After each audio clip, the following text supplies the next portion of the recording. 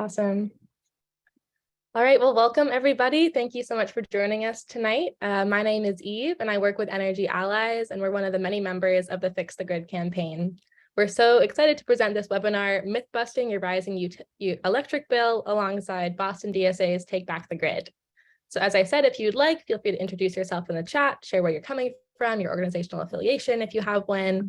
And I'd also just like to take a second to thank our sponsors and partners for this event, including Sunrise Cambridge, No Coal, No Gas, Energy Allies, Slingshot, Mass Climate Action Now, and Mass Power Forward. So before we start, I just want to go over a few Zoom protocols and logistics. If you do have any questions throughout the event, please drop them in the chat. We're excited to hear all your questions and thoughts, and we'll be compiling those for the Q&A at the end. All attendees will stay muted for the duration of the webinar to ensure that we can flow through this event smoothly and get to all the great content we have prepared for you tonight. And then also on the slide, if you'd like to rename yourself, there's some steps about how to rename your Zoom with your, you can add pronouns if you like, your organizational affiliation, where you're Zooming in from. And just a frequently asked question to get ahead of, we will be recording tonight's webinar, as you may have heard. And so we'll be sharing the recording and slides following the event. All right, so just to go over a brief agenda, we'll start with introducing who we are, the Fix the Grid campaign and Take Back the Grid. Then we'll be introducing our amazing panelists, Don Kreis, Timmons Roberts, Tyson Slocum, and Camila Viveros. And they'll each share expertise on the grid and ISO New England and how we can make it better. We'll finish up with a Q&A, and we'll be addressing all your questions you've dropped in the chat. And then we'll go over some next steps and close out by 7:45 p.m. So for the first off, who are we? Just Fix the Grid. Fix the Grid is a grassroots campaign in the 6 Northeast states that aims to accelerate a just transition to a democratic, transparent, and renewable electric grid. We focus on pushing regional energy regulators to incentivize clean energy like wind, solar, and storage instead of keeping us hooked on polluting fossil fuels that exacerbate the climate emergency and harm our most vulnerable communities. We plan events and actions. We seek to educate ratepayers and get as many people involved in the wonky world of our electric grid as possible. I'm just going to pass it over to Patrick to introduce the Take Back the Grid campaign. Thanks, Eve. My name is Patrick Balog. I'm a Boston DSA member. Just want to start off by saying a big thanks to the Fix the Grid campaign for inviting us to co-organize this with them. Thanks to our wonderful speakers, and thank you all to all the attendees. It's amazing to see over 120 people right now and counting. So the Take Back the Grid campaign is led by Boston DSA's Eco-Socialism Working Group, but we have members from all over Massachusetts. The campaign began in 2019 as a statewide push for publicly owned utilities in Massachusetts, and we organize around the 4 Ds of energy democracy. Those are to democratize, decarbonize, decommodify, and decolonize our energy grid. So in addition to fighting utility rate hikes and utility debt, we also work on some local campaigns such as the Cambridge Green New Deal. We host eco-socialist reading groups, and we support our coalition partners across Massachusetts who are opposing fossil fuel infrastructure. If anyone's interested to get more involved with our group and join our mailing list, I'm dropping a couple links in the chat where you can find our website and our Action Network site. All right, back over to you, Eve. Thanks so much, Patrick. Yeah, definitely check out that link for more exciting actions from the DSA and Take Back the Grid campaign. All right, so without further ado, we're going to pass it over to our first panelist, Don Kreis. So Don has served since 2016 as New Hampshire's consumer advocate, representing the interests of residential utility customers before the New Hampshire Public Utilities Commission, or the NHPUC, as well as regional and federal decision-making bodies. He has previously served as a general counsel of the NHPUC, as a hearing officer with the Vermont Public Utility Commission, and as the assistant director of the Institute for Energy and the Environment at Vermont Law School. Prior to law school, Don spent a decade as a full-time journalist, first with Associated Press and then with the alternative News Weekly Main Times. And with that, Don, I'm going to pass it over to you. All right. Well, good evening, everybody. I am terribly sorry that I'm not wearing my bow tie this evening, but we've had a snow day here in snowy Concord, New Hampshire. So you'll just have to deal with me in my more casual garb. And I just want to say what a great pleasure it is to be part of this little presentation tonight. Very excited about the Fix the Grid campaign. The only thing I've heard so far that I disagree with is the characterization of this subject as wonky. I guess it is a little complicated, but it is worthy of sensationalization and outrage. And so don't be intimidated. Don't think of it as wonky. Think of it as something as super accessible. And if you have any questions about anything I say today and you want to circle back with me, there's my contact info right there on the first slide. Okay, let's go to the next slide. So the biggest utility in New England is Eversource, and I used their sample bill as the jumping off point here. And just to orient you, what you see on the left is the Eversource sample bill, and then I took the bottom quarter of that and I blew it up there on the right. And it's that list of charges that are broken out on the electric bills of almost every electric customer in New England that I'm really talking about here. All of the states in New England, except Vermont, have gone through electricity industry restructuring, which means that our electric utilities are no longer vertically integrated. You buy your distribution service, meaning the technology that actually delivers the electricity to you from your utility, but you do theoretically have the choice to choose your actual electricity from anybody who will sell it to you. And so generation is no longer considered a regulated utility. It's not a monopoly anymore. And as I say in the last bullet point there, in all of the restructured states, we've unbundled bills so that you know and can look at exactly what you're paying for each component of your electric service. So if you go to the next slide, you have my handy dandy little super simplified list of the items that appear on your electric bill every month. The first one is a fixed customer charge, and it doesn't vary by how much electricity you use. It's basically an entrance fee, if you want to call it that. The idea is that it covers the fixed charges that the utility incurs, and it ranges from anywhere from about 12 or 13 bucks up to 30 bucks in some places. And then the other charges on your bill are a distribution charge, which pays for the local poles and wires that connect your home or business to the grid.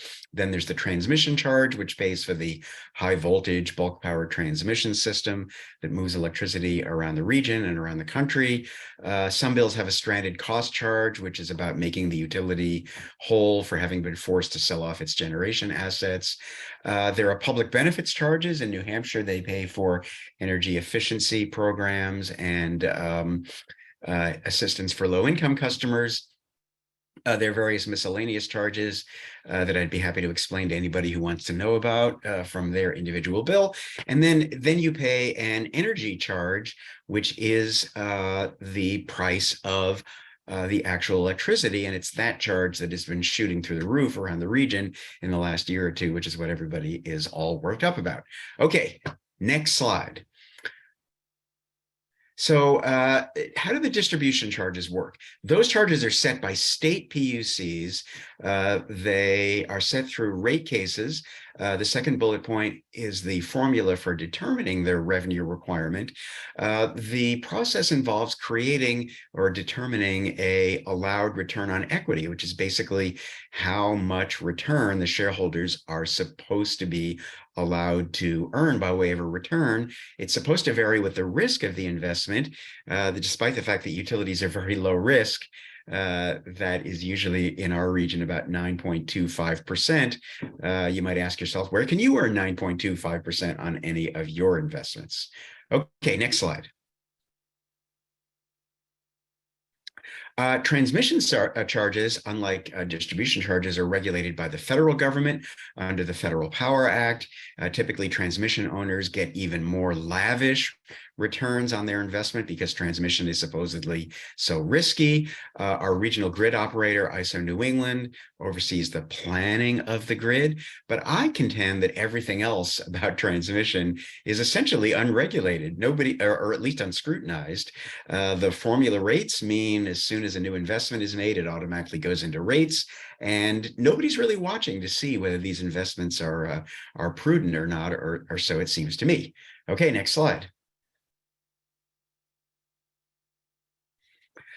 Okay, so here is the thing that you might find annoying or dispiriting. Basically, utility investors are always made whole. As part of the rates that we all pay, they receive both a return on their investment and a return of their investment. The return on investment is the return on equity component in your distribution rates. And the return of investment comes in the form of depreciation charges. If any of you have ever been involved in owning a business, you know that you have to allow for depreciation as an expense because your assets wear out over time and you need to replace them. And so that expense is called depreciation. And that is the mechanism we use to pay back the investors for the actual toys that they put into service to deliver electricity to us. Next slide. Okay, so the question is, how do utilities make a profit? And this is basically what they go through. They go through rate cases, or they get their formula rates for transmission, and the rates are set. And using the revenue from those rates, the utilities try to meet their operating costs. Then they pay their lenders, because about half of the assets that they have are paid for by borrowed money. Then they pay their taxes. And then after that, they try to retain some earnings so that they have some resources to plow back into investments in the company's assets. And then the rest is distributed out to shareholders as dividends, or what I called here other lucre, like stock buybacks and that sort of thing. Okay, next slide. So here's what I want to say about the energy charges on your bill. Your utility buys, if you take your energy service from your utility, at least in New Hampshire, that's called default service. The utility buys the energy on the wholesale market. There's no markup or utility profit as the result of those energy charges. The profits, such as they are, go to the generation owners, and supposedly the rates are market-based. The markets are administered by ISO New England, and there are separate markets for energy, which is the actual electrons, capacity, which is just paying the generators just to show up, and then ancillary services, which are various other things that are necessary in order to keep the grid from failing. And if you go to the next slide, this is what I'd really like you to think about, which is the two biggest generators in New England. These are the places that are really making the money, I think, in the present situation. The biggest generator in New England is Mystic Station. The second biggest one is Seabrook Station. They're owned by the two biggest generators in the region. And if you're outraged about your electricity distribution, default energy rates, then the companies to be mad at are actually these two companies, Constellation and Next Era, rather than your utility. So if you want to do an investigative journalism project, look into what these companies are up to, what kind of returns they're making for their shareholders, and what kind of business practices they are conducting. Well, that is my 9 minutes of overview of how utilities make money. Thank you so much, Don. That was awesome. A great overview of all the different parts of our utility bill. Next up, we're gonna move over to Timmons Roberts. So Timmons Roberts is an Idelson Professor of Environmental Studies and Sociology at Brown University and the Executive Director of the Climate Social Science Network. He has taught in and directed environmental science and policy programs at Brown University, the College of William and Mary, and Tulane University. Timmons' current research focuses on social drivers of action and inaction on climate change. He teaches courses on equity in the environment, on globalization and the environment, and practicum group workshop courses on local, national, and global environmental policy issues. And I've actually had the pleasure of having him as my professor, so super excited. Timmons, take it away. Thank you, Eve. And if you go to the next slide, if you can see if you can identify Eve among the students in my lab group. This is a climate and development lab at Brown University. So I'm going to start my timer. So I keep it to 8 minutes. Dawn, that was awesome. I agree with you that the Fix the Grid work has been really exciting. I've been trying to keep up with all the discussion going on in the sort of the technical group, and it's been pretty exciting. So my climate and development lab is trying to understand, what's slowing down our progress on climate change. That is, we've known the science for decades, and yet we've failed to act in a manner that's really commensurate with the science.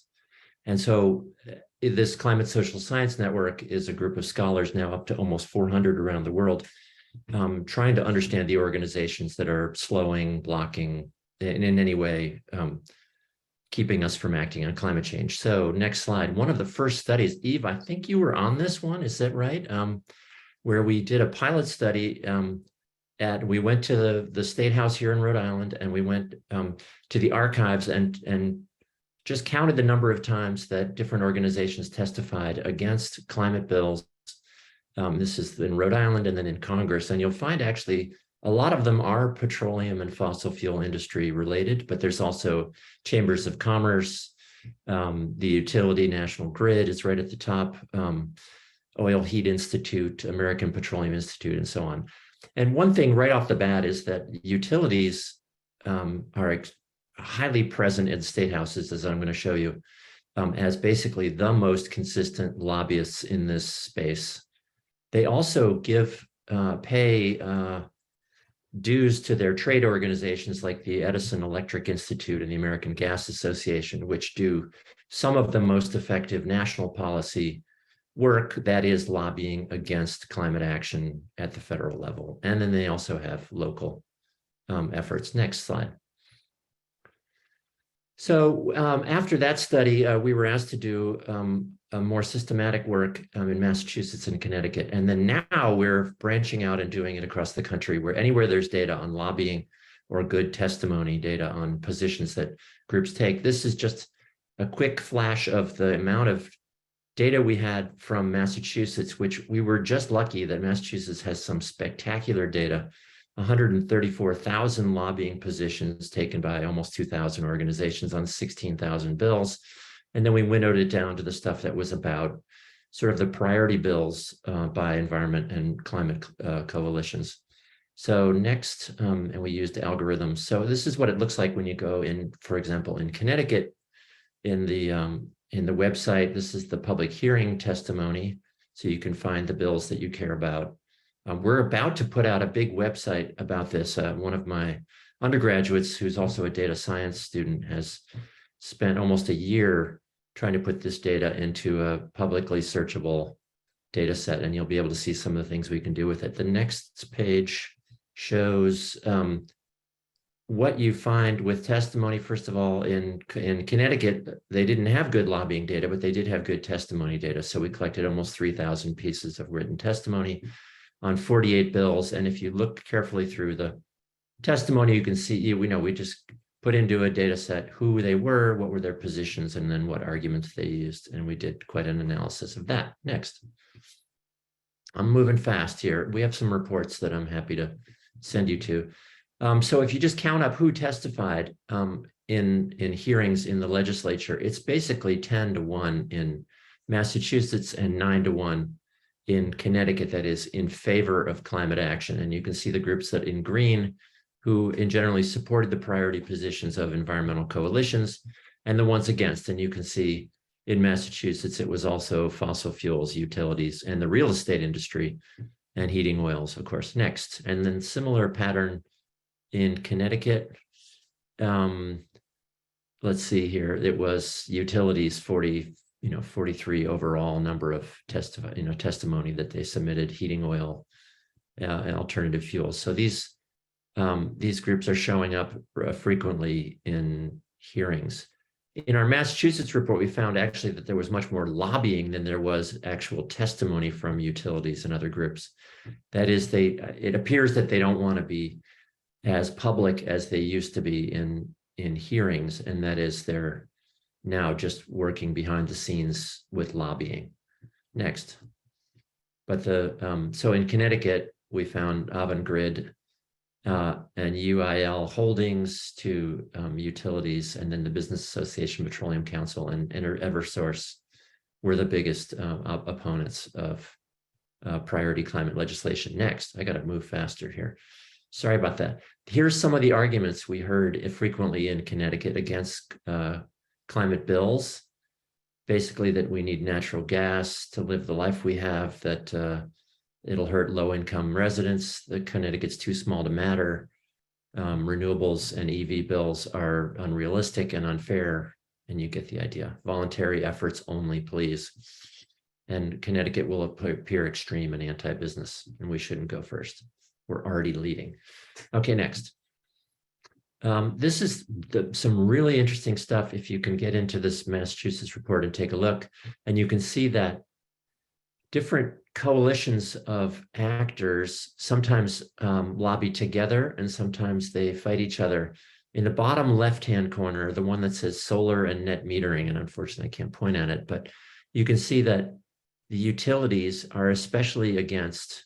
The red bars mean the number of times that they testified against the bill that the solar industry testified for, that they and the power generators testified against solar and net metering. So especially rooftop solar, distributed solar, utilities hate that, and because it's cutting into their rate base. They're less opposed to offshore wind, for example, or utility scale solar, because they can make some money transmitting it, as Don talked about. Next, and distributing it. I'm getting to the end here. Here's an interesting, it's called a Sankey diagram, that all the bills introduced on the left that were introduced in the committee, they went to the TUE, what was it called? Telecommunications, Utilities and Energy Committee. And then only a tiny fraction made it out of that committee, and those were the bills that the utilities supported. So, and then you get to the end. I sort of see this as a fish ladder, that very few fish make it to the end and get signed. In Massachusetts, a lot of them get lumped in together into omnibus bills, but still, only a thing that makes it through are the ones that the utilities like. Next. And this graph just shows that in sort of a different way, that the utilities successfully blocked over the years that we looked at, 2013 to 2018, they blocked 120 bills, where that is that they lobbied against, they reported lobbying against 120 bills that failed. And they also managed to pass more bills than anybody else. So you can just see utilities are all by themselves in terms of winning on both offense and defense in the legislature. And I'm down to 1 minute, so next slide. This is just the amount of money they spent on lobbying in Massachusetts, and they're ranked by how often they showed up against climate priority bills. You can see National Grid being quite high. This is average yearly spending. And again, all this is in the report, Exelon, and so on. Next slide. And in Connecticut, there they are again, Eversource. This is a lumped, all their spending. So Eversource and Spectra, of course, is the pipeline company, Dominion Energy, Avangrid. And next. So the utilities in general are spending about 4 times as much on lobbying as renewable energy companies, and 8 times more than environmental organizations during the period that we studied. Next. I think I'm getting there. Here's the reports. They can be found on the web at our Climate Social Science Network. It's cssn.org. Or what I do is just search CSSN and Massachusetts, and you'll find this report right away. And then, or Connecticut. And then we also did a scholarly article in a journal called Energy Research and Social Science. Next. And I think I'm about out of time. Thank you very much. I look forward to questions, and I'll try to reply in the chat. Thanks very much. Thank you so much, Timmons. That was great. Thanks for sharing all of that great data. All right, we're gonna keep on moving. Next up, we have Tyson Slocum. So Tyson is the Director of Public Citizens Energy and Climate Program, covering the regulation of petroleum, natural gas, and power markets. Tyson promotes an equitable energy transition that provides renewable energy and sustainable transportation solutions for working families. Tyson frequently intervenes before the Federal Energy Regulatory Commission, representing the interests of households. Tyson presents his research in congressional testimony and appears regularly in the media. Tyson is a member of the faculty at the University of Maryland Honors College, where he teaches energy and climate policy and was named Teacher of the Year in 2017. For more content from Tyson, follow him on Twitter at TysonSlocum. And with that, I'll pass it over to Tyson. Awesome. Thank you so much. It's such a pleasure to be here. I'm going to drop in chat a link to the presentation I'm going to give. So I'm going to focus on the federal jurisdiction over the New England electricity market. If we could go to the next slide. So the deregulation of the energy market in New England was part of sweeping deregulation that Congress enacted over almost the entire economy in over a 12-month span in 1999 and 2000. It started with December 1999, when FERC issued an order encouraging the creation of ISO New England and the other RTOs across the United States. And the reason that FERC encouraged the creation of ISO New England was to, quote, facilitate lighter-handed regulation and, quote, reduce the need for FERC oversight and scrutiny. So the whole point of ISOs was to deregulate, was to move regulatory oversight away from FERC and onto the private organizations like ISO New England. If we could go to the next slide. Thank you. So what the problem with ISO New England is that it doesn't have mechanisms to address the needs of all people in New England, and particularly the issues of energy justice and environmental justice. If we could go to the next slide. New England relies, and if we could go to the next slide, please. I've got a whole bunch of content in here in only 8 minutes, so I've got a whole bunch of slides that I'm not going to spend time on, but they're very interesting. And again, I dropped the link, and I know they'll be available at the end of the webinar as well. So ISO New England relies upon another entity called NEPOOL to oversee a stakeholder process that is in no way representative of actual democracy or actual stakeholders in New England. There are no seats for the general public. The general public is not permitted to be in the room when NEPOOL is debating electricity policy initiatives. There are no seats for environmental justice or energy justice voices. If we go to the next slide. There are, however, plenty of voting rights for big oil companies. Both BP and Shell are voting members that are active participants. Almost every major Wall Street bank has a voting seat at NEPOOL. Global energy traders like Mercuria, Trafigura, and Vitol, names that New Englanders probably don't know, but these are the biggest energy and fossil fuel traders in the world. Vitol, for example, trades more oil every day than any other entity, even ExxonMobil or the Saudis. And it's got an active voting seat in the New England stakeholder process. And then hedge funds like Castleton are all there, but the people are not. Next slide, please. So we went through a whole thing where we challenged their ban on journalists and the public, and we lost. We can go through the next couple of slides, please. And so the result is that the public cannot attend NEPOOL proceedings. In addition, ISO New England has championed a number of very radical initiatives to bail out fossil fuels. Again, when you don't have the public in the room, when you've got a bunch of institutional generators and Wall Street traders making decisions, you're not going to get an equitable energy solution out of NEPOOL or ISO New England. If we go to the next slide. And this was just about the mismanagement of Vineyard Wind, where ISO New England botched it and didn't allow them to participate in the capacity auction. If we go to the next slide, please. And this is more information just about the pro-fossil fuel agenda that that has dominated ISO New England. We could go to the next slide, please. And this, yeah, next one, please. Thank you very much.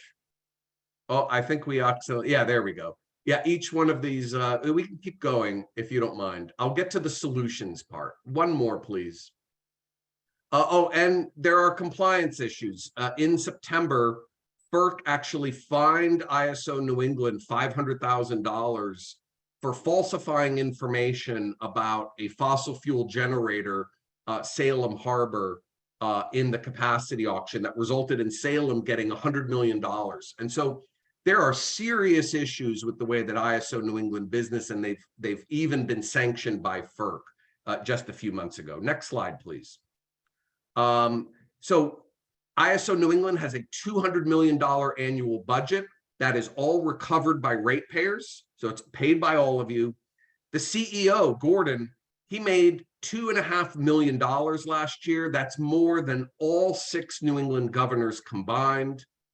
So this is an organization overseeing your electric grid that has extravagant spending. Next slide, please. We also took a look at the lobbying that they spend. ISO New England spends hundreds of thousands of dollars every year using your ratepayer money to engage in lobbying. They've got on retainer at $120,000 a year, a former George Bush official who is representing ISO New England's business in Washington, D.C., and they've hired a number of corporate lobbying firms in different state houses. Next slide, please. So let's talk about some solutions. First, we would love to work with local partners in New England to petition the Federal Energy Regulatory Commission for what's known as a notice of inquiry into Order 719. I know that sounds super wonky, but the last time that FERC looked at governance and transparency issues with ISOs like ISO New England was 2008.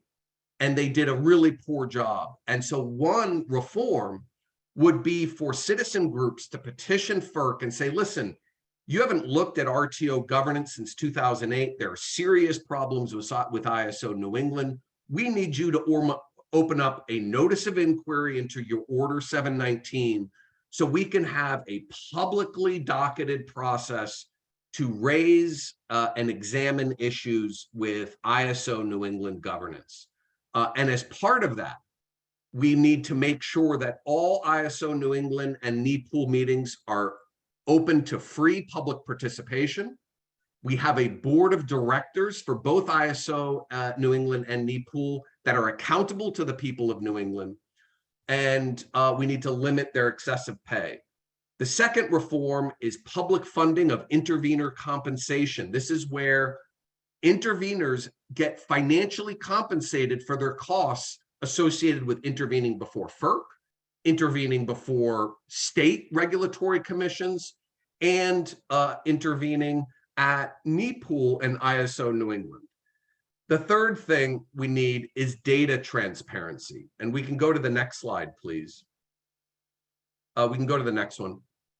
And the next one, please. So intervener funding, this is just 17 states have it. And one important thing to note, Oregon just recently amended its intervener funding statute to have a priority for those organizations representing low-income households and environmental justice communities. And so my presentation has information and details on all of these state intervener funding programs. We can go to the next couple of slides. Maine has one that has been more bound for years. Next slide. Same with New Hampshire's. Next slide. So we just had recent power outages over Christmas, and ISO New England refused to publicly identify the generators that failed to perform. We need more transparency over this kind of information. And so I'll stop there, and I really look forward to questions and dialogue. Thank you so much. Thank you so much, Tyson. That was such a great overview of our regional system and all the different actors that are participating. So to close off our panel presentation, I'm passing it over to Camila Viveros to give us kind of a big picture of what's next. So Camila Viveros is a social movement trainer and organizer for racial, economic, and environmental justice. Camilo has been the George Wiley Center coordinator / executive director for over 11 years. And the George Wiley Center is the longest running community organizing group in Rhode Island. It's been active for over 41 years. And it's focused on making policy changes around energy justice, food security, housing, just transition, public transportation, anti-poverty and anti-racism, organizing to increase social programs, foster mutual aid, and to challenge systems of oppression. With nearly 35 years of community organizing experience, locally and beyond, Camilo is deeply dedicated to pushing for both policy change and systemic changes. And with that, I'll pass it over to you, Camilo.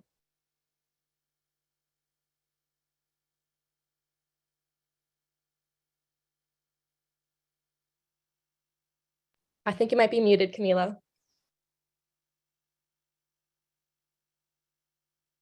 Hi, everybody.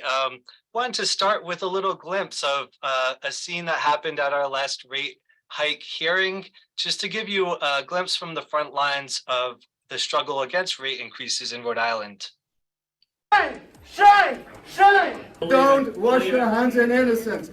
Don't wash your hands in innocence. The public was promised time and time again there would be no rate hike. For the future of our children, grandchildren, great-grandchildren, we are hurting them, and it's gone on far too long. So drop it off the docket. Drop it off the docket.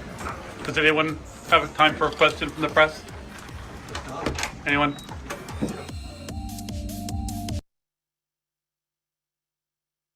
Thanks so much for sharing that. So, you know, George Wiley Center, sometimes we have a reputation of being a little controversial, and community organizers, we believe in every action, there needs to be a reaction, right? Just like physics, the saying, you know, right now we're seeing historic rate increases.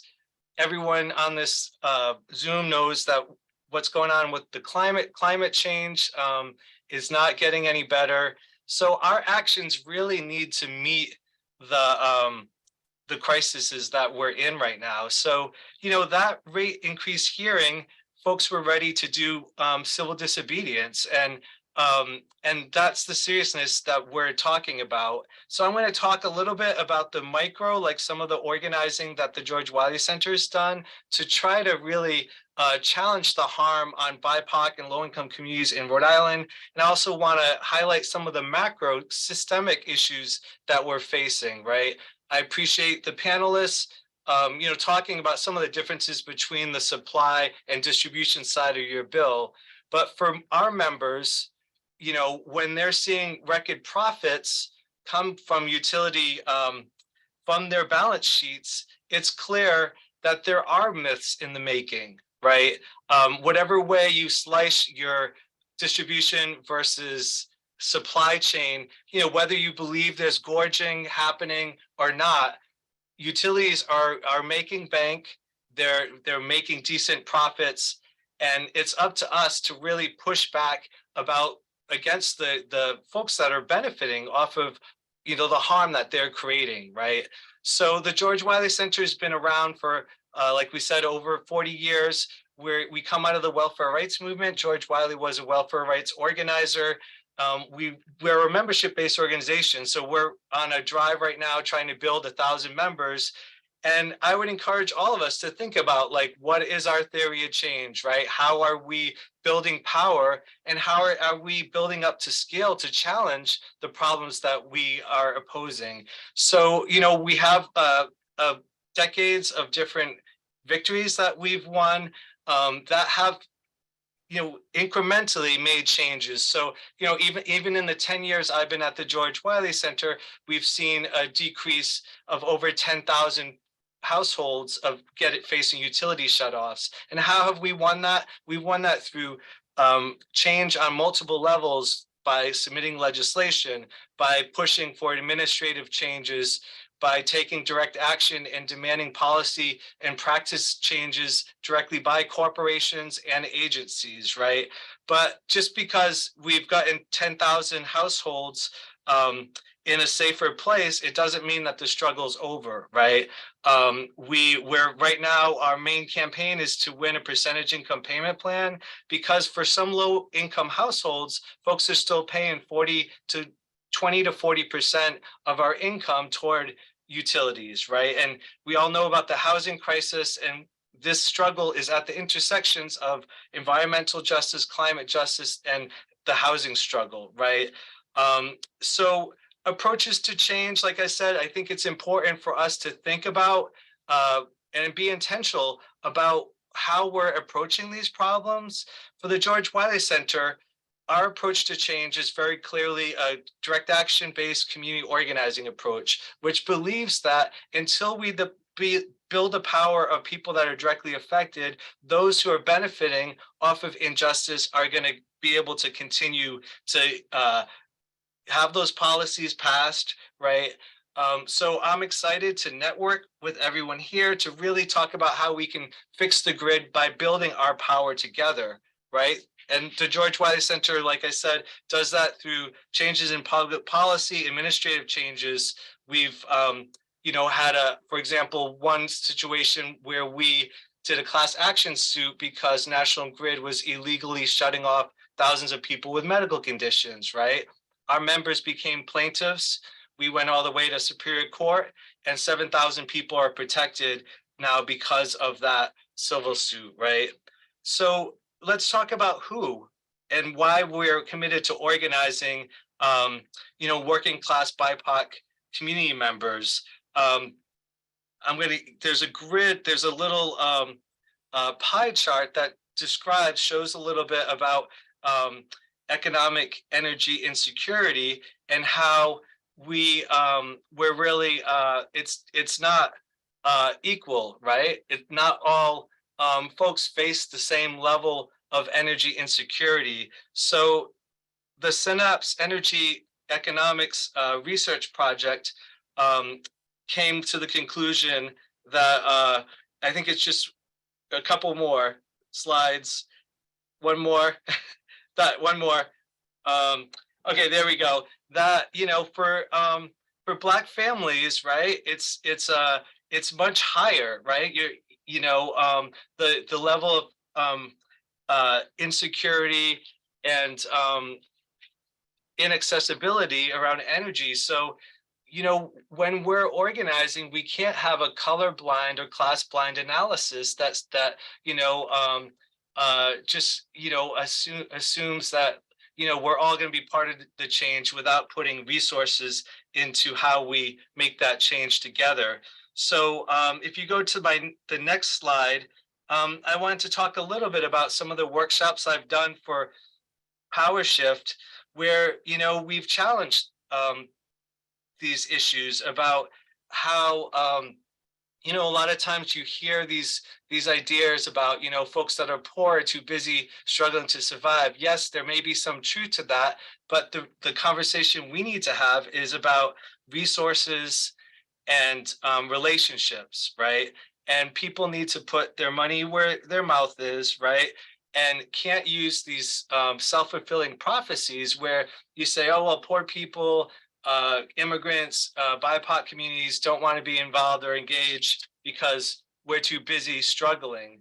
That's not acceptable. We need to build a powerful, diverse movement that is led by people who are most directly affected, right? So I think that's about it for my time. I was going to show another video of from that action that happened this last fall, but I'll just end by saying, if we don't look at the systemic causes of getting our solutions out of the market mentality, then we're not going to be able to really challenge the root causes of our problems, right?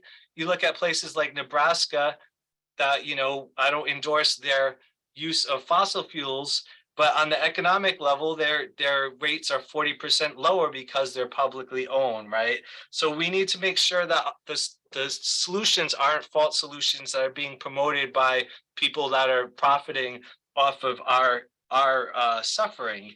And it is a life or death issue, right? This isn't just a moral issue.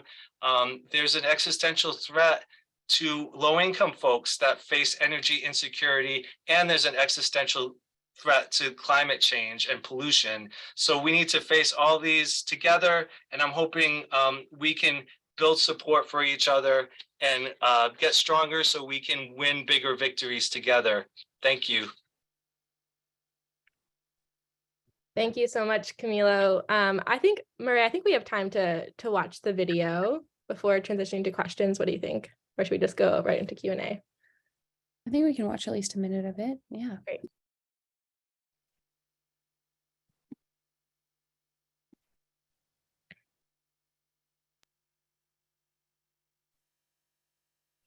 You didn't listen.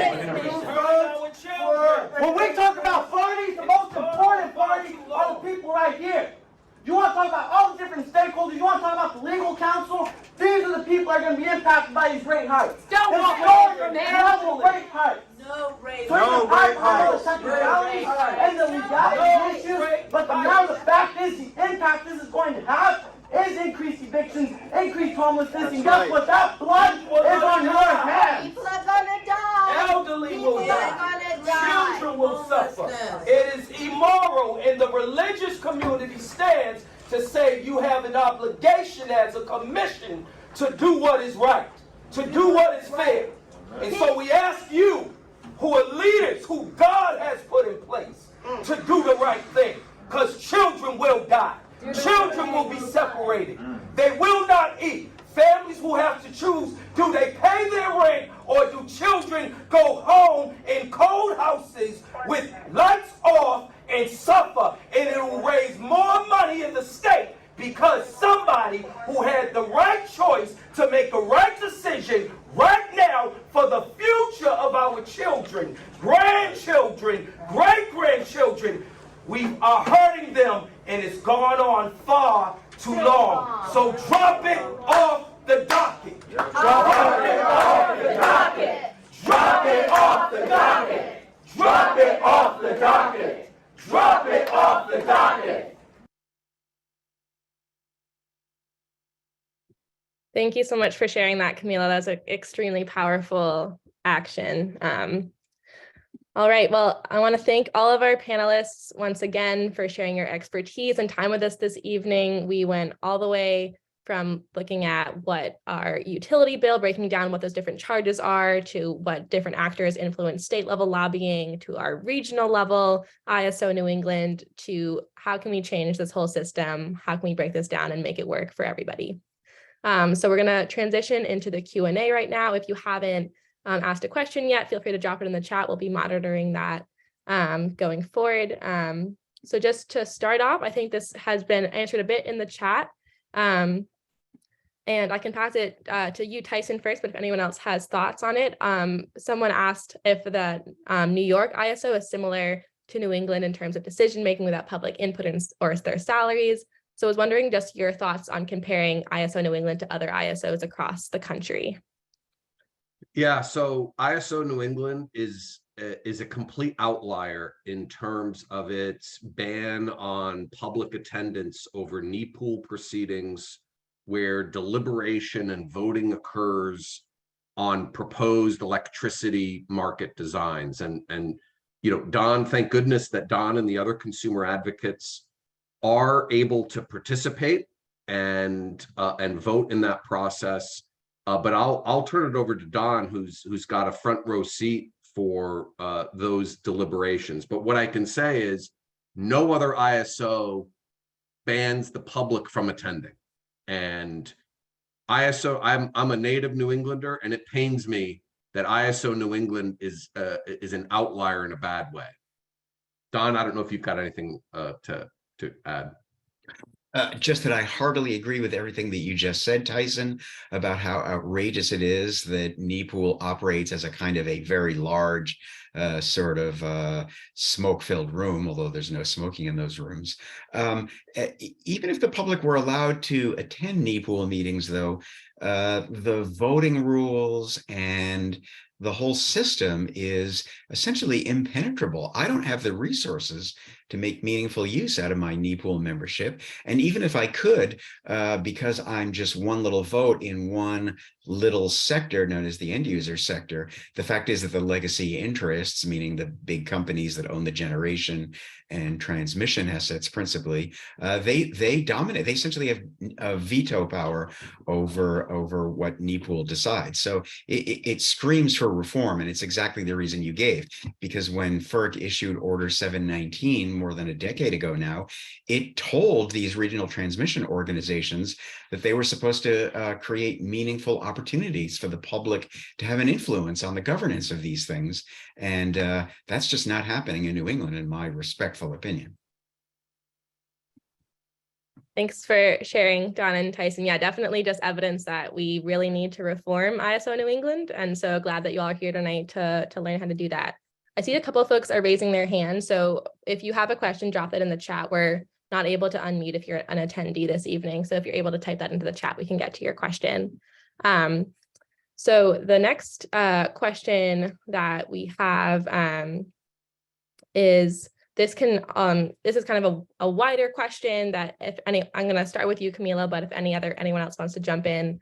So are there alternative models for grid-based on decentralized or democratic ownership or control? Are there other examples we can look to for a grid that isn't this centralized, vertical owned system? And how can we organize to make that happen? Yeah, I mean, what I would say is that the essential part is the people power, because, not too long ago in Texas, co-ops, for example, were shutting off people worse than utilities, right? You had a Tennessee River Valley Authority that was a publicly owned institution, but was horrible as far as like racial exclusion. So I think we should be pushing for non-market based solutions and cooperatives and publicly owned utilities.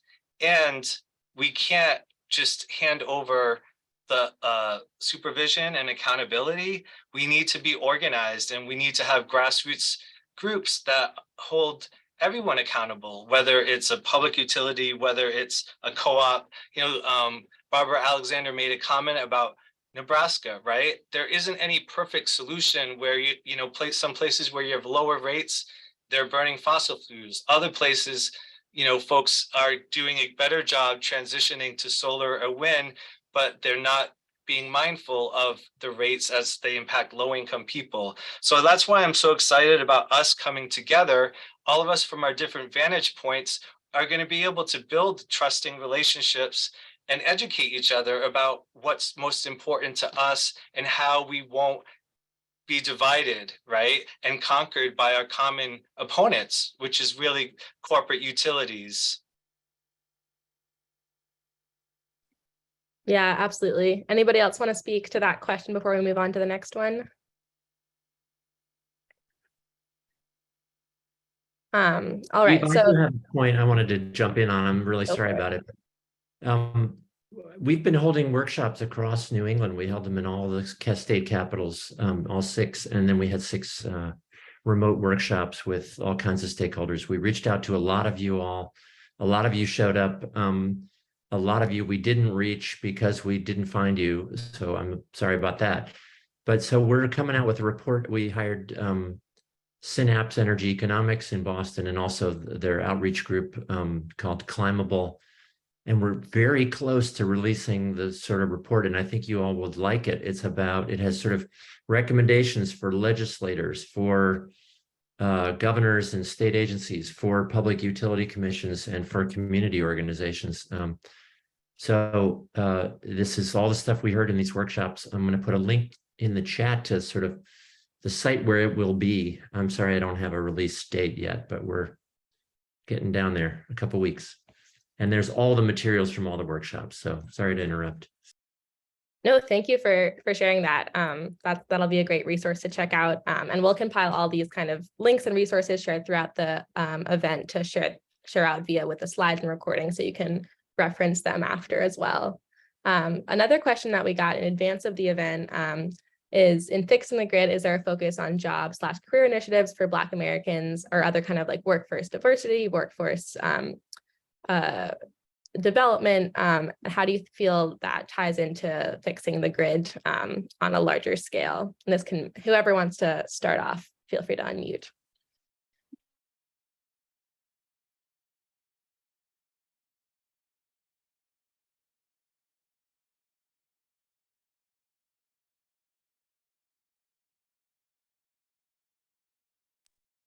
Eve, why don't you repeat that? Because I think we're all trying to keep up with the chat and everything else. And I personally only have the prep Google Doc. I don't see one with questions in it, so I'm sorry. Totally, yeah. So this is just a question on how kind of workforce development and advancing workforce diversity is going to tie into our efforts to fix the grid. So not just enhancing public participation, but also making sure that the people who are working on the systems represent the diversity of the communities that they serve.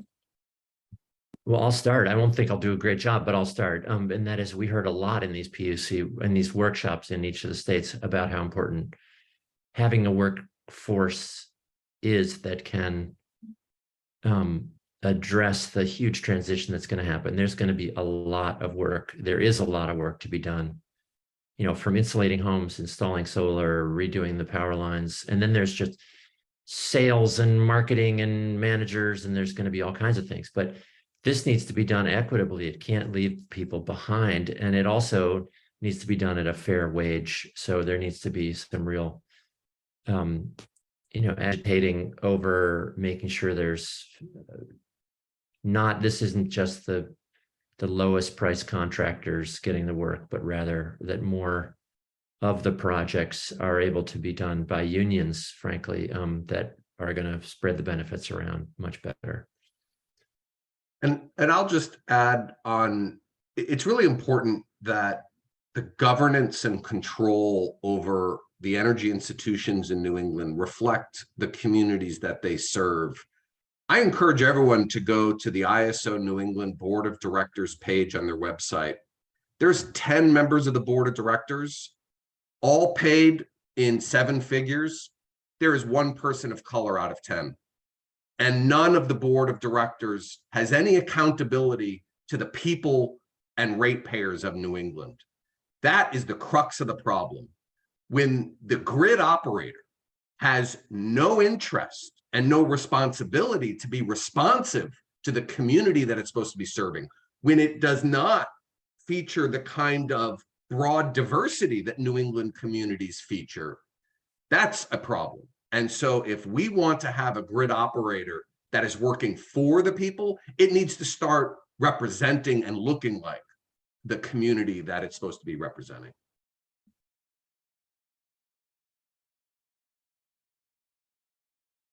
Absolutely. Yeah, thanks so much for weighing in on that. Next question we have, it's kind of back to the focus of this webinar about, so electricity costs have increased steadily over the past more than 5 years, while gas costs have shot up this year. And so why is that? Kind of what are the difference between electricity and gas costs? And is these rate hikes specific to New England, or are they being felt kind of all over the country and the world? Well, I'll just leap in and say that here in New England, we have become super dependent on natural gas to produce our electricity. That's not true in every other region of the country. Here in New England, because we went through a decade of very cheap natural gas prices, we overbuilt natural gas generators, and we're so reliant on it now that, given the way the markets are run, it's the natural gas generators that tend to set the price for electricity at wholesale, and that's what has exerted a lot of upward pressure on electricity prices. People talk about the war in Ukraine. That war has created a lot of price volatility, but as the questioner suggested, the upward price trend was happening even before our friends in Russia decided to invade Ukraine.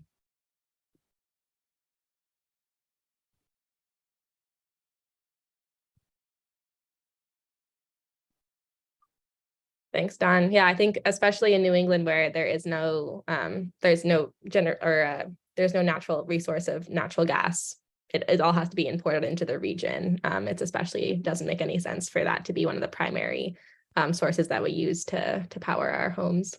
Right. And that goes back to the previous question. My big obsession is negawatts with an N. Why? Because if we invest in energy efficiency, we're paying local people to weatherize our homes and improve the efficiency of our local businesses and residences. We can do that, or we can pay people who produce natural gas in Texas, or in Trinidad and Tobago, or you name it. So it really is about keeping wealth local, and that, of course, promotes energy justice, I hope.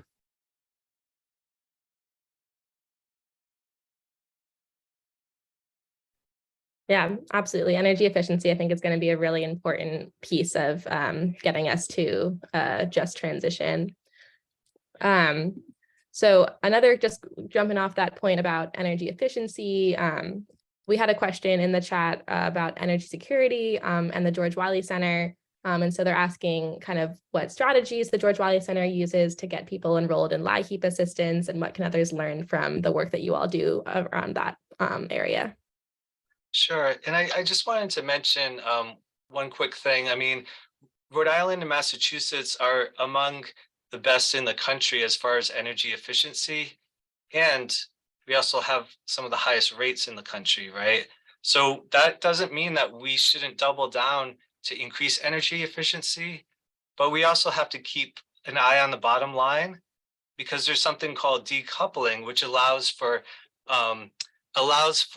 for-profit utilities to increase our rates, right? So we just need to be mindful, because the utilities like to play a game and blame us and just tell low-income customers, well, just use less, which is absurd.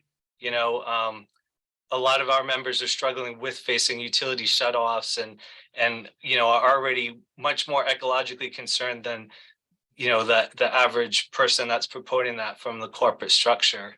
So yeah, like as far as organizing, I mean, we use a lot of the tactics that are tried and true from community organizing, trying to get folks that are most directly affected. And we have weekly meetings, we build chapters, we work with folks that often are referred to us for services, right? People call us when they're facing the utility shutoff, when they're behind on their bill. And often, frankly, people think that we're going to help them pay their bill. So that the challenge is to get folks involved in organizing. And so showing up at hearings, taking direct action, and we need allies to do that, like giving people rides. Often people are marginalized from these processes, whether they're hearings at the PUC or going to the State House. So, I think that's really necessary. Because otherwise we'll see spikes in participation and outrage around particular rate hikes, and then see a withering away of organizations. And we have to be, even when we won victories, we need to make sure that we're monitoring them, right? And that they're enforced, and that we take the next step to build them. So I'm excited about Fix the Grid as a mechanism of how can we build regional power, figure out how to build more resources together and collaborate, and show up for each other at actions and learn from each other. Yeah, thanks so much, Camilo. I think your point brought up about decoupling is really important, and also just echoing what you said earlier about a tension between moving to green energy and also ensuring that low-income customers aren't paying the price of spending even more of their percentage of income, which is already disproportionately high on their energy bills. And so just to close out, we're nearing the end of our webinar tonight. We had a lot of really great detailed presentations tonight, and there's a request if each presenter is going to go in order that you all presented tonight, to just highlight the most important thing or takeaway from your presentation for folks to leave with tonight, so we can all be prepared to fight for a better electric grid tomorrow. So starting with you, Dawn, and then just go down the line of order of presentation. I'm sorry, I was typing a response in the chat. So just give me what is it that you want me to say again? No worries. So just the kind of biggest highlight or takeaway of your presentation tonight. We're going to have all the presenters share that as we close out. Okay, great. Well, it's important to understand that what's driving the bloated cost of electricity right now are the structural advantages that the legacy generators own in ISO New England. So I am right with my friend Tyson Slocum. What we need is massive reform at ISO New England. That is spot on. Right, passing it to Timmons, main highlight and takeaway. So the main highlight is that we documented just how powerful utilities are at state houses. And that is one of the big explanations for why we have this situation of structural advantages and inequality.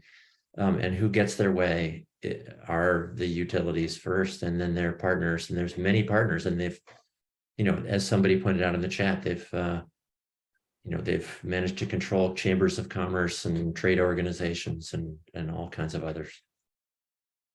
Awesome. Passing it to you, Tyson.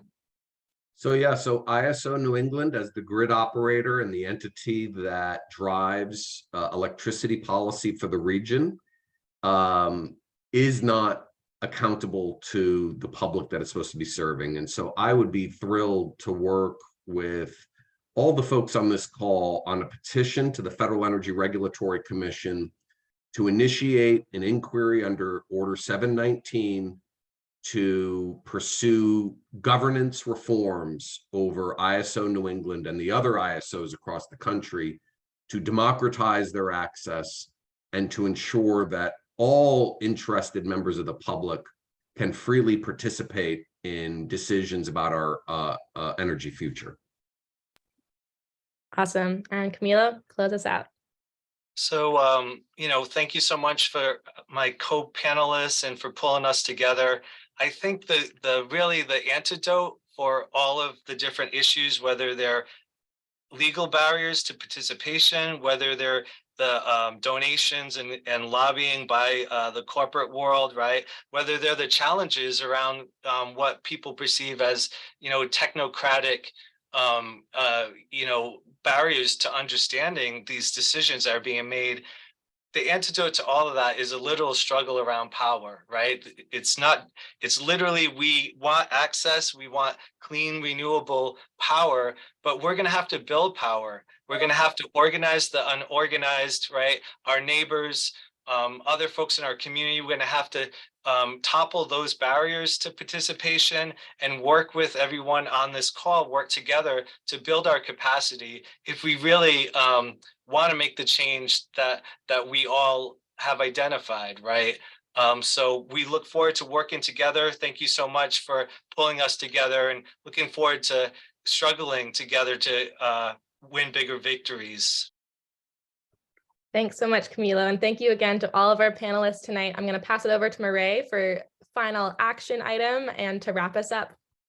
Thanks so much, Eve, and thank you to all of our panelists. I'm going to share my screen again to bring back a few last things. So appreciate all of you ending on that note of, governance reform is what is needed, especially through organizing from the grassroots level, because that is what the Fix the Grid campaign is all about.